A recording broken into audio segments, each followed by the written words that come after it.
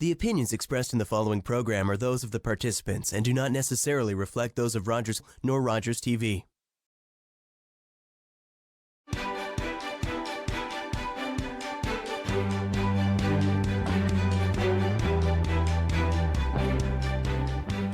Hi there. Welcome to our special edition again of Politically Speaking, Insights and Issues. I'm your host, Dave Szollosy. This is the third show we've been doing particularly focused on the COVID-19 pandemic and how people are coping socially with the social distancing and the semi-shutdown of our social structures. To follow procedure, I'm the only one in the studio today. We'll be interviewing our guests via Zoom and trying to answer some of the questions we've been receiving from you, the viewers. What we're going to be focusing on today is how people are working and coping during this time of pandemic. My first guest today is Executive Director of the Georgina Food Pantry, Catherine Cook.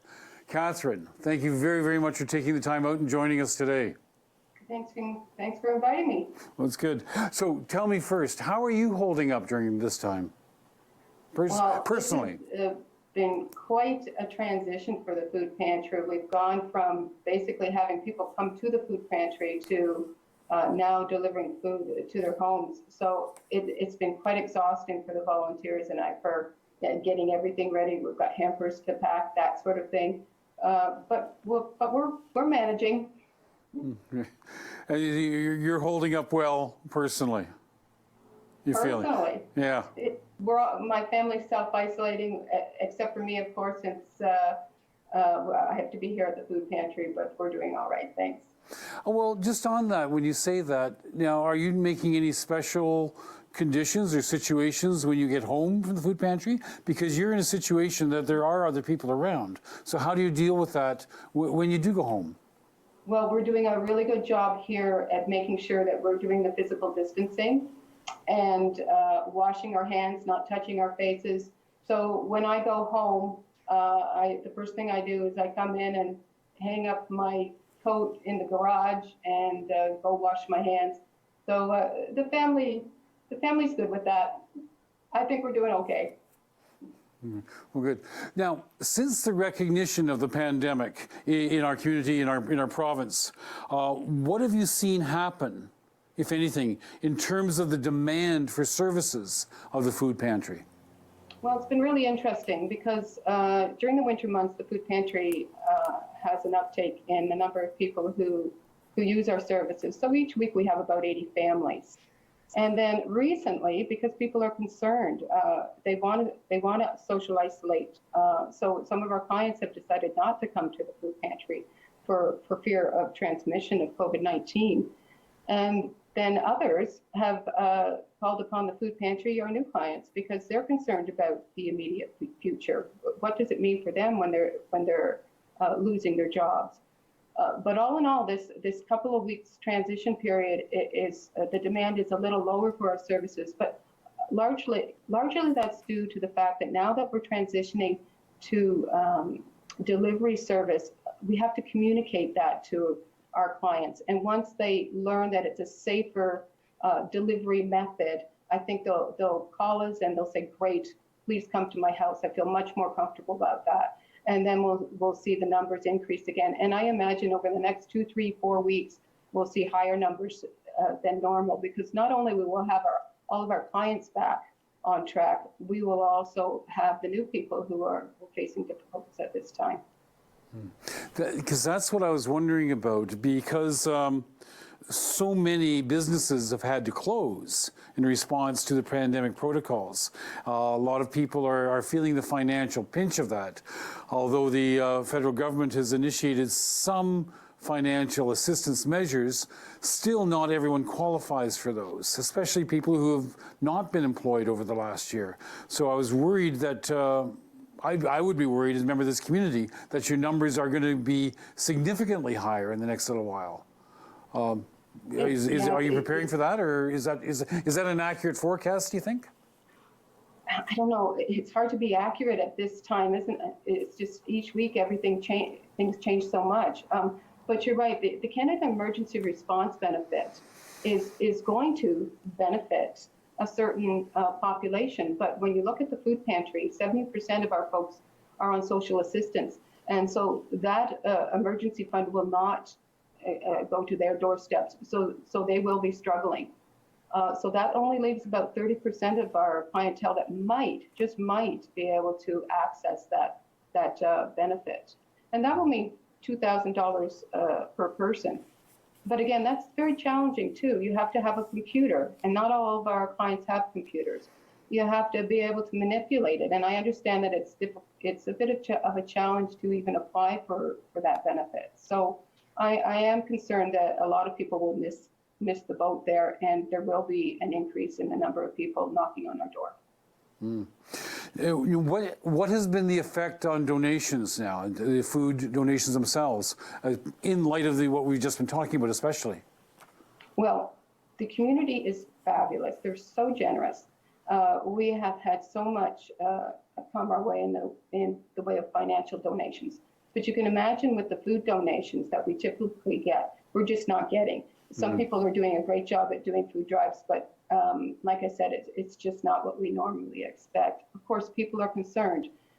They're self-isolating. They're not going to the grocery stores as much, and that's where we get most of our donations from. And they're concerned about putting food on their shelves in these uncertain times. So what the food pantry is now having to do is we're having to purchase a large amount of food to keep our shelves stocked so that we can distribute to clients. Are you currently adequately stocked to meet the demand that you have right now?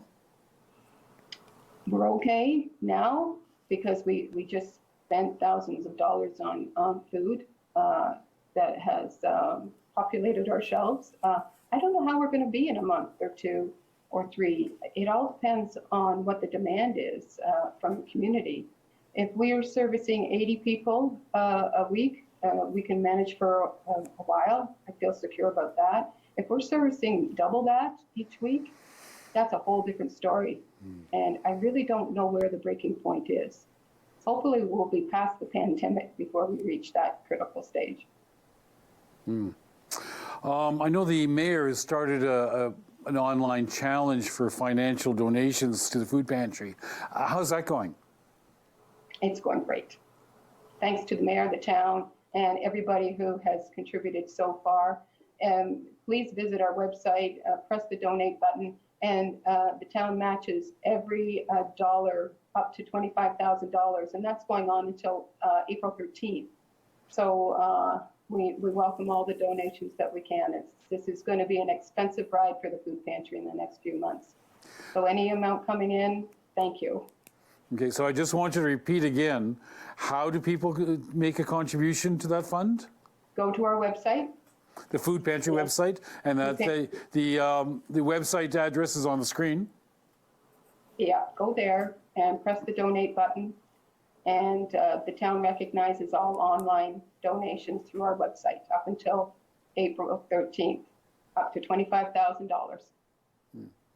But let's go past that. Yeah, no reason to limit it at that point. Yeah. You started off, Catherine, talking about how you've changed the model of operation now in this time, trying to maintain a degree of physical distancing while maintaining the same level of service. Can you talk a little bit, please, about how you've changed the operations, how the delivery is going on, how do people access the services, etc.? Okay. So originally, if people aren't familiar with how we typically service our clientele, they come to the food pantry and they come into the lobby and they wait to select their own food in our shopping area. And now, since we can't maintain a safe physical distancing and multiple people would be touching items, it's just not appropriate for us to continue on this way. So what we've done is we've decided that the safest way to keep the physical distancing and keep the products as safe as possible for our clientele, we are now delivering to their homes. The challenge is that we've got to connect to them. We've got to communicate to our clients that this is what is happening. And some of our clients simply can't afford phones. Others have not been able to pay their phone bill, so when we use the phone, we phone the number on file. It just doesn't. We just can't communicate.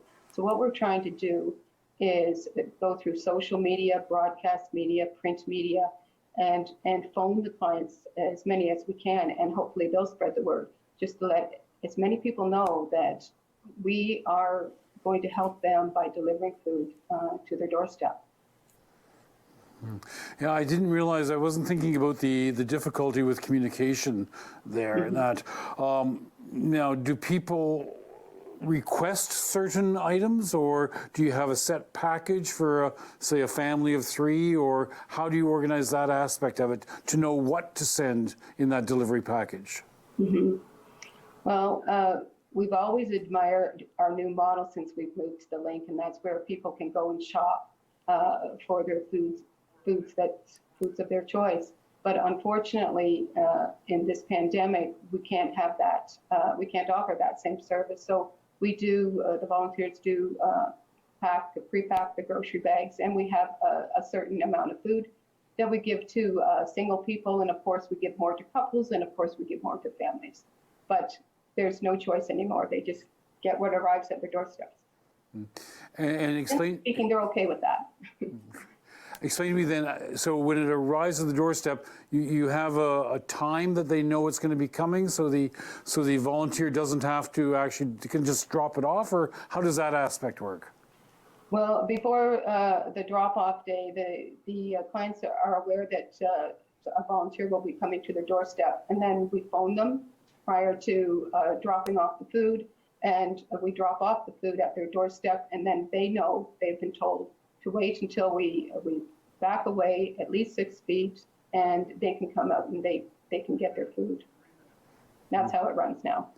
And if they don't have a phone number, a working phone? No, that's the hard part. Some people are going to be falling through the cracks here. When I've talked to some people, though, they've been very resourceful, and they've called upon family, friends, even neighbors to get their phone numbers so that they can communicate on their behalf. Now, you're talking about the volunteers as well. How are the volunteer resources holding up in this age?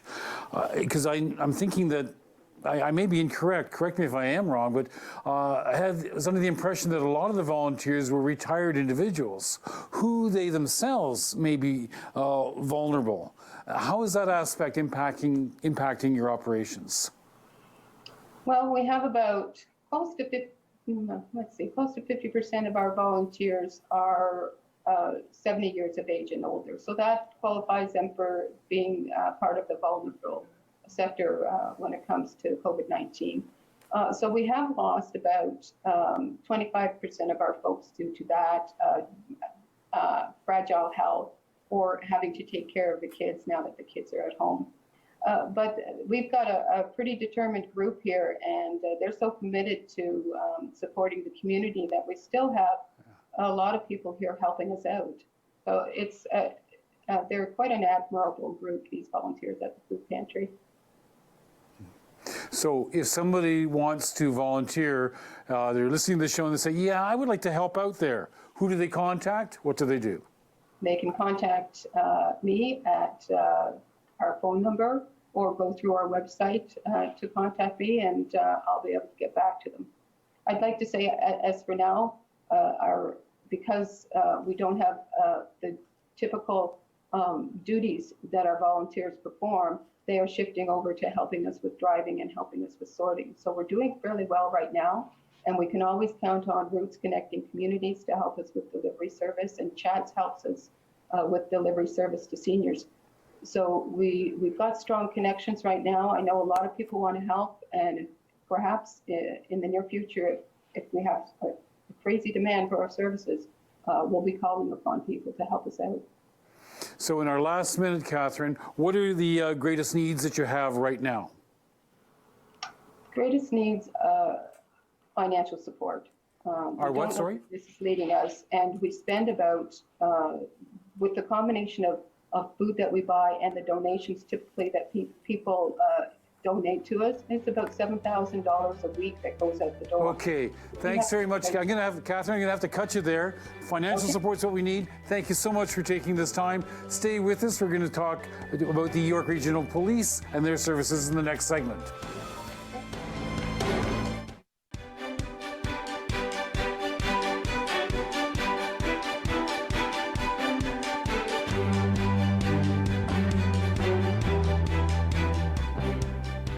Hi, welcome back to Politically Speaking, Insights and Issues. I'm your host, Dave Szollosy. In this special episode where we're looking at how people are working and coping in this era of the COVID-19 pandemic, we want to look especially at frontline workers. In this session, we're going to ask one of the principal frontline workers, Andy Pattenden, with the York Regional Police as the Media Relations Officer. Andy, thank you very much for taking the time and joining us today. Yeah, thank you for having me. I want to get right into it, if I may, because police officers are seen as real frontline workers, generally in any time, but especially now in this era of the pandemic. They're often the first to engage in any kind of situation of disruption in the community. I want to ask, what safety precautions are they taking, and is adequate personal protective equipment available to the frontline officers? Yeah, we've had to make a lot of changes, just like everybody else in this pandemic, and had to make those changes very quickly. But thankfully for us, we relied on what we learned during SARS and all about personal protective equipment and the importance of it for our officers. And I can tell you that we've reacted very quickly, trained up all of our officers on the proper use of protective personal equipment, including masks.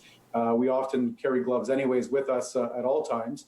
However, the use of masks now, those N95 masks you hear so much about, is an important part of our kit now. So all of our officers are trained on how to do it. Other measures that we've taken are a series of COVID-19 screening measures that our 911 operators are asking every time there's a call into 911. So we have a bit of a heads up before we go into a situation as to what we might be facing, so that officers can use the proper protective equipment that's required of them. And as far as inventory goes, we do have enough of it for our officers. It's been something that's been watched and maintained ever since the global outbreak of COVID-19. Thankfully, at York Regional Police, and working with public health in the region very closely, we've been able to get all the equipment that we need for now, but it's something we're watching every day. So an officer would show up on the scene and would routinely put on an N95 mask then? They may, just depending on what the call is. So, if it's a routine traffic stop, we always say that no traffic stop is routine, but if it's a traffic stop, then the officer is going to approach the vehicle. They're going to maintain that important physical distance as they try to speak with the driver. They're going to ask a couple of questions, maybe about the speed and things like that, but then they're going to get into a couple of screening questions for COVID-19 before taking the person's driver's license or asking any further questions. Or in the case of an impaired driving offense where we suspect an impaired driver, in the past we may have given them a roadside breath test. Now we're having our officers doing standard field sobriety tests where they can maintain a physical distance from somebody while at the same time doing that test on them. But in our line of work in policing, we often have to get into very close quarters with people inside their homes in emergent situations. They don't always have time to maintain that physical distance. So that's when we really rely on things like gloves, masks, whatever equipment is required in order to have that interaction and do it safely. Now, would there be, I don't know if you can answer this exactly, would there be incidents now that may have been pursued in the past that officers have discretion to ignore now because the risk of exposure doesn't justify the contact that may be involved? No, we don't ignore any calls for service. What we've seen in York Region ever since COVID-19 is more of a change in our calls for service and the way we deal with them. So, it looks like for us, overall crime in York Region is down about 13%. That'd be the major crime that we're typically responding to. So we have just as many officers out on the road. Those officers are spending less time in court because the courts are closed. So it may actually appear as though there's more officers out on the streets than previously. But they're managing a different sort of thing. We're seeing domestic incidents on the rise significantly, upwards of 22% from 2019 during the same time period. So it's just a result of more people being together in houses. But our officers are dealing with it a bit differently. They're going to be armed with that knowledge going into an incident regarding the COVID-19 screening questions. But even then, there's going to be more interaction outside of the house than maybe before, where we're pretty quick to go inside a house when invited in. Okay, you've mentioned a couple things in that last answer there that I would like to unpack, if we may. So you're talking about the kinds of incidents. So are you saying that we're seeing a shift in the kinds of calls that members of the force are dealing with now? Oh, absolutely. The first one I'll talk about is just road safety and what we're seeing out on our roads. So obviously a lot less cars out on our roads, traffic violations way down from where they usually are, just because there's less cars on the road.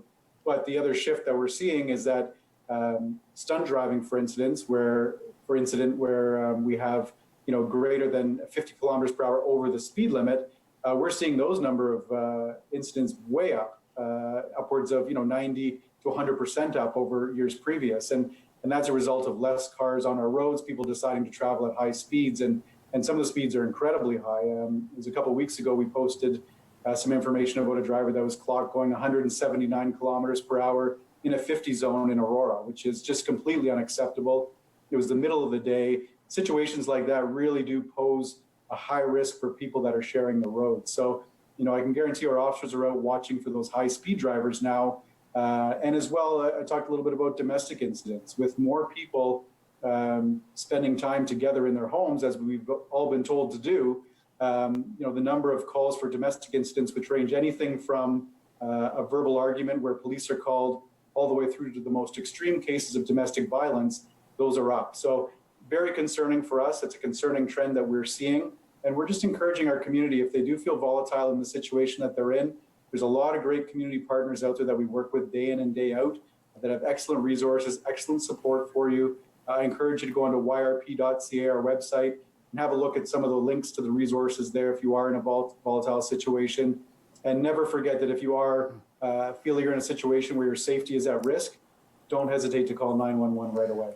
Okay. So you put so much into your answers, Andy, there too, because that I think is a major issue. We had heard anecdotal reports about incidents of domestic abuse increasing, and you're saying that they have, and quite significantly. And that's being linked to, you're linking that in your analysis with the increased isolation, social isolation? Well, it's got to be the only reason for it. I mean, there's just more people at home. There's financial pressures that people are facing, just spending more time together in their homes, confined spaces. And it's a significant increase. We're talking more than 20% of an increase for calls for domestic incidents. And it looks like it just continues to rise week after week as those pressures mount, as the stresses of COVID-19 mount. So, yeah, we are drawing a line there, a link there between COVID-19, the changes in what people have been doing, and domestic incidents. Okay, I would like you to repeat what you said kind of quickly there. So if someone feels that they are in a situation vulnerable to violence of that kind, what resources are available for the person to reach out to? Yeah, there's a lot of community partners, and there's too many to name here, but there's a lot of community partners. Say in Georgina explicitly.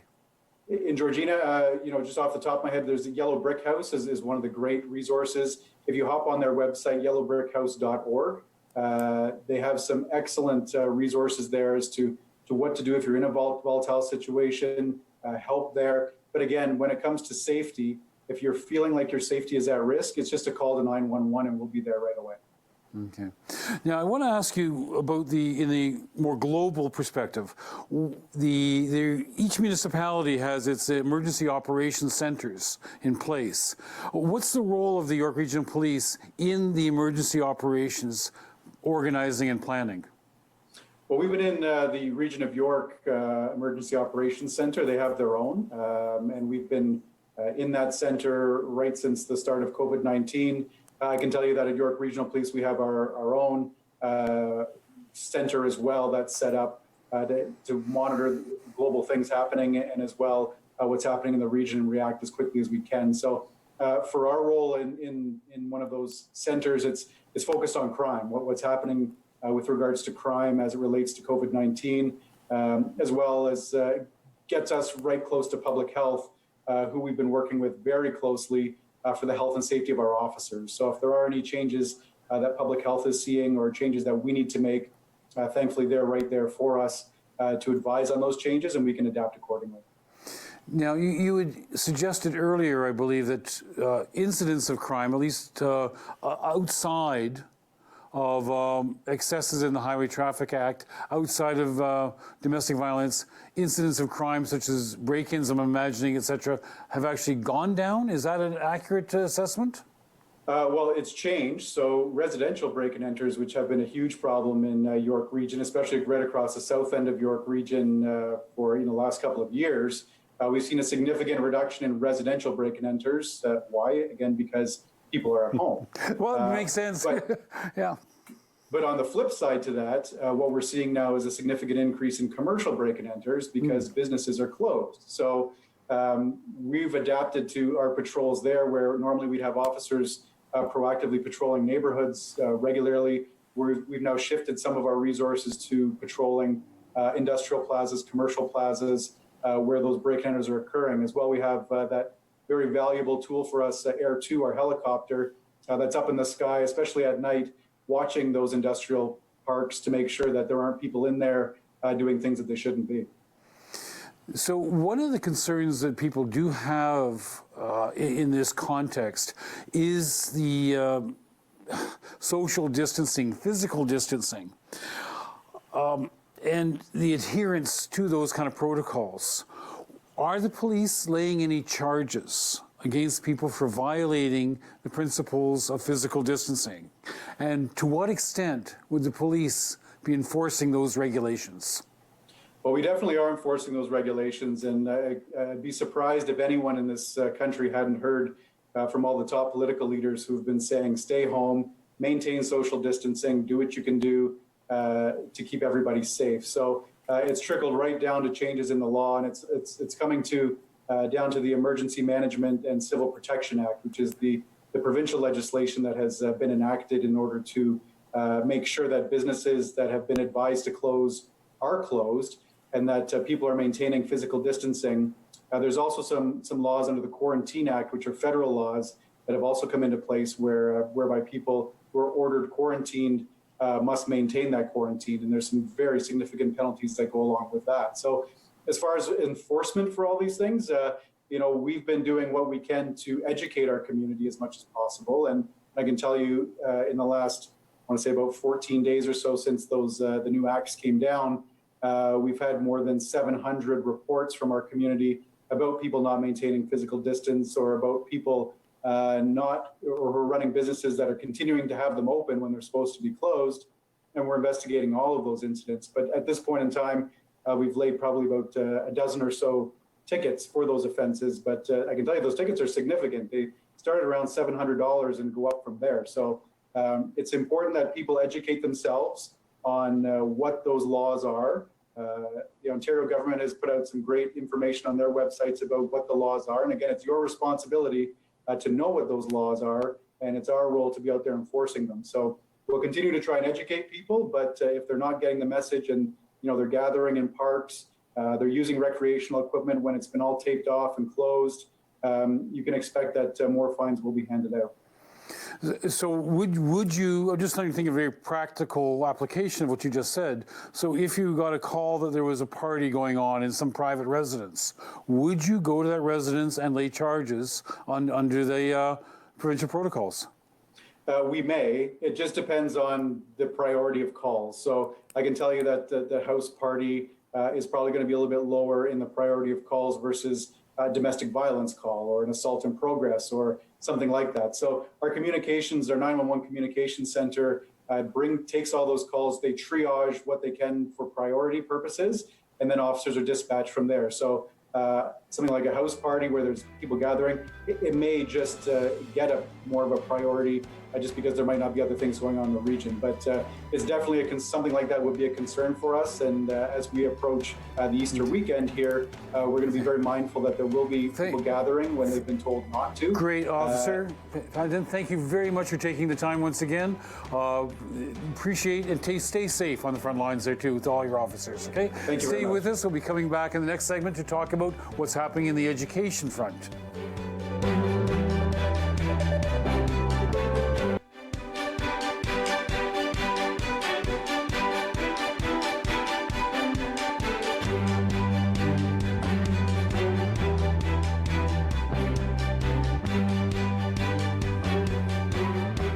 Hi, and welcome back to Politically Speaking, Insights and Issues. I'm your host, Dave Szollosy.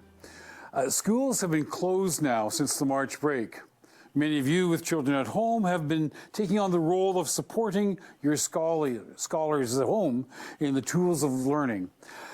The Ministry of Education announced a Learn at Home program to support student learning during the pandemic and the period of school closure. The program is supported by teacher-led learning using a variety of online tools. So my next guest talking to us about this program is Jennifer Barron, a teacher at Lakeside Public School in Keswick. Jennifer, thank you very much for taking the time to come on with us today. Thank you for inviting me. I'm excited to be here. Well, first off, let me just ask you, how are you doing? How are you holding up? I know you're a very, very active and physically active, particularly individual. And how are you coping in this period of time? Well, I must say that it was a huge relief on Monday to be able to connect with my families. Once we got the go-ahead to be able to reach out to them personally through phone calls to my students' parents, and then set up our Google Classrooms, as a professional and as a teacher who cares deeply about my students and my families, that was simply a huge relief for me. Personally, my own adult children are moving into learning at home. My daughter's in university, my son's in high school at Sutton High, so he transitioned into that this week. So, you know, that comes with its own excitement and challenges, but I'd say we're all doing okay. Thanks. Great. That's good to hear. I want to read you a quote I took offline on Facebook from another teacher. And I want to ask you what you think of it, if this captures some of the sentiment that you were feeling. This is just before Monday, just before the online online education began. I'm filled with anticipation and nervousness about embarking on learning remotely with my students. I hope they will just show up. I've tried to keep it engaging and welcoming. I think they'll want to connect with each other, and I imagine they're nervous too. It feels like waiting for a very strange first day of school. Does that capture some of the sentiment you were experiencing? That's exactly how I felt on Sunday night. So I had the opportunity to set up my Google Classroom. That's the platform I'm using. And I imagine that's the platform a lot of my colleagues, the other teachers are using. And, you know, you set it up so that it's welcoming and engaging, and just hoping that they're going to have some fun with it. It's a completely different style of instruction than face-to-face. And it's something that, you know, although I was nervous, I have been an online instructor for the last 8 years with the Elementary Teachers Federation, teaching or facilitating courses for Ontario certified teachers. So it didn't completely throw me out of my comfort zone. But I mean, I work with very young students, and although we use technology to a certain degree, going to a completely online platform is something no one, I think, was really familiar with. So definitely there's that sense of nervousness and that hope of them actually just showing up and being a part of the program, which I'd say most of them have been this week. And I want to come back to your particular level of teaching in a second, but there's a broader context here too, because looking at the students, I mean, life has changed drastically for them. They've now got a disconnection from their established routines. And as a professional educator, you know how important routines are for young children, especially. They've been isolated from their classmates, their friends, and as you referred to, extended family. People are looking to you as a teacher for reassurance, for guidance, and leadership. How do you respond to those aspects of this role that's been thrust upon you? Well, again, I felt relieved to be in that role and to have that place, because as a teacher, that's my job, to connect with my students. So going forward and being able to do that was felt very good. Certainly not the same as face-to-face by any means, but still to be able to connect with them in this way felt good in this time. So you really hit the nail on the head, and with some, Dr. Tam has said on Sunday night, she said— Dr. Tam is the Ontario federal officer of health. Yes, yeah. And she said on Sunday, try journaling with your students, and I'd already set that up as their very first activity. And the students did write to me through their Google Doc that they were missing their friends. They are missing school. And so that disconnect is very much there. And this gives them a way to connect with each other. So like, for example, today, I use programs where they're already set up. They're programs that my students are familiar with. So there was that familiarity piece already. And I think that gave them a sense of comfort. And then today we use programs where I can see what they're doing online. And we had something called a Prodigy and Padlet party. So those are places where they can show up online with avatars or with text. We're not allowed to use face-to-face right now for security reasons. So there are ways that they can write to each other and sort of be online. Sometimes not at the same time, but other times some of them will by chance be on at the same time, and then they can connect that way. So I think that that's offered them an opportunity to connect with each other. I think as well, just having a teacher say, it's school time now. These are the language arts and the math activities I've set out for you. That the feedback I've gotten back from families and from students, it's all been positive. And it's allowed them to have that little bit of school structure time in their day. The ministry and the board has said for students my age, they're only to be on 5 hours a week. And we're to focus on language arts and math. And I'm integrating other subjects now with the other classroom teachers. But that offers some structure for the day. And I do believe that's a relief for families. That's great, thanks. So I don't expect you to go through the whole curriculum expectations, but particularly you're a primary years teacher. Ministry is suggesting 5 hours a week. What kind of content aspect of the curriculum is expected to be delivered during that period of time? What are the ministry expectations for this kind of online learning? Sure. With my age group, like I said, this past week, we've been focusing on language arts and math. So say, for example, I can link in Georgina Public Libraries and some of the e-resources. And if you go on to a program called Tumble Books, there's hundreds of books. And so I will say to the students, read this particular book. I'll assign a book to them through an online program. And then for writing, they'll write a little journal or a reading reflection. And for math, I'm using Empower, which is a ministry created math program. And so we have these so-called green light online programs that are already in place that for most of the students, there's some familiarity with them. And so we're starting with that comfort zone and what they're already familiar with. And that's been my focus. Now, moving forward, there are other subject teachers who are going to have a place in this one Google Classroom. This is at the elementary level, and they will have access to, some different subject content, science, music, that sort of thing. I know my son at the high school level, who's in grade 11, he has a Google Classroom for each of his courses. He has English right now and math. And he has a woodshop course, which is transitioning to online. Kudos to that teacher, because it's a hands-on class. So this isn't supposed to replace face-to-face learning. It's really an emergency response, of remote learning. But we're trying our best. And so far, the feedback's really good. Now, I think you just said a very important thing, that this is not online learning. This is not what government was talking about before, delivering curriculum via online courses. And what is the primary difference there? Well, I mean, in speaking as an online course instructor, and I have taught as a contract online course instructor to the Elementary Teacher Federation for 8 years. The content is in place, the expectations are there, people sign up for online learning.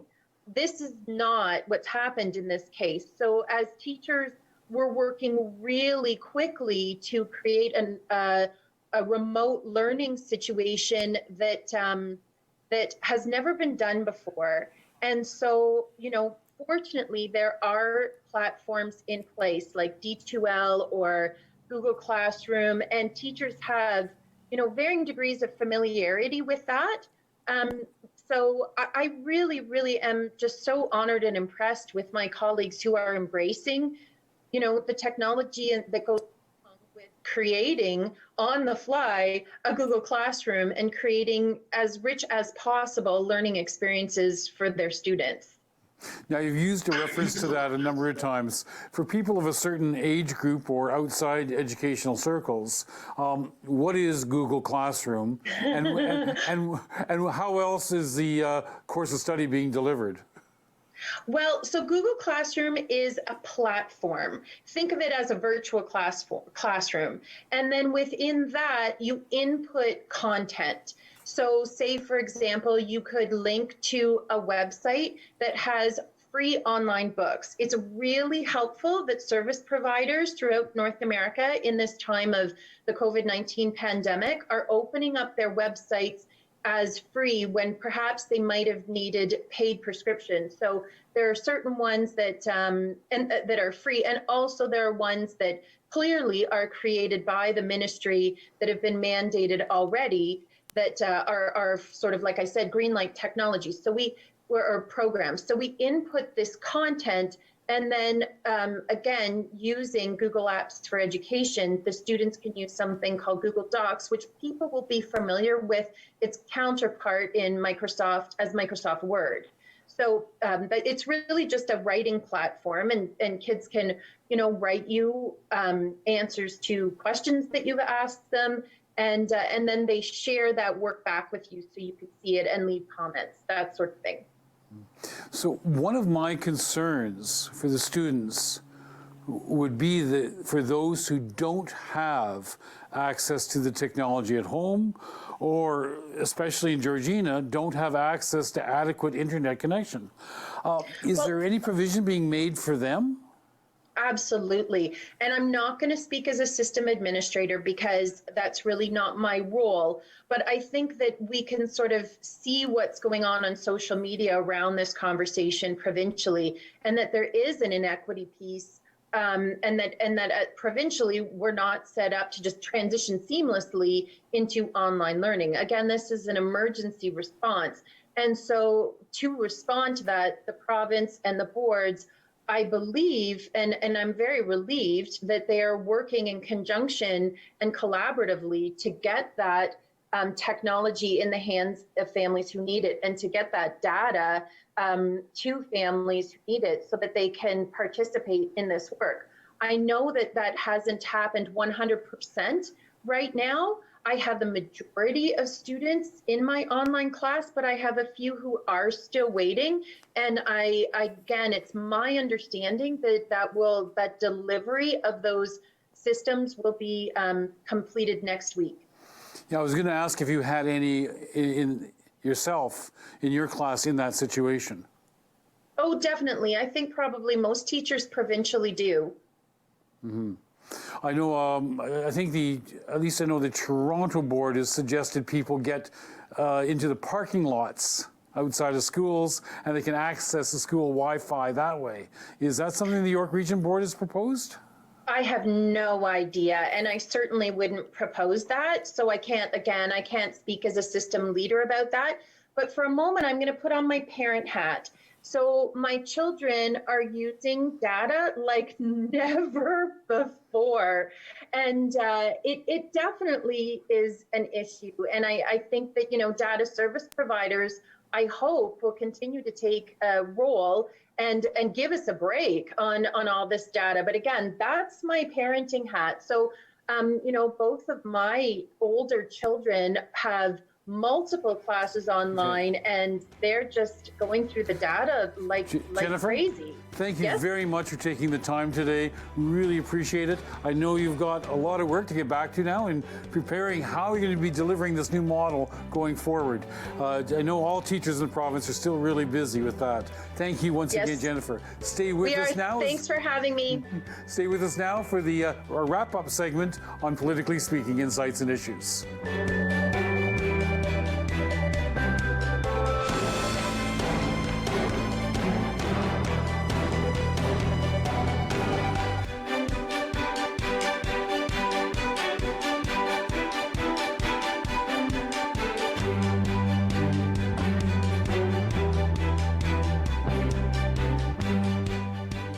Hi, thanks for staying with us here on Politically Speaking, Insights and Issues. I'm your host, Dave Szollosy.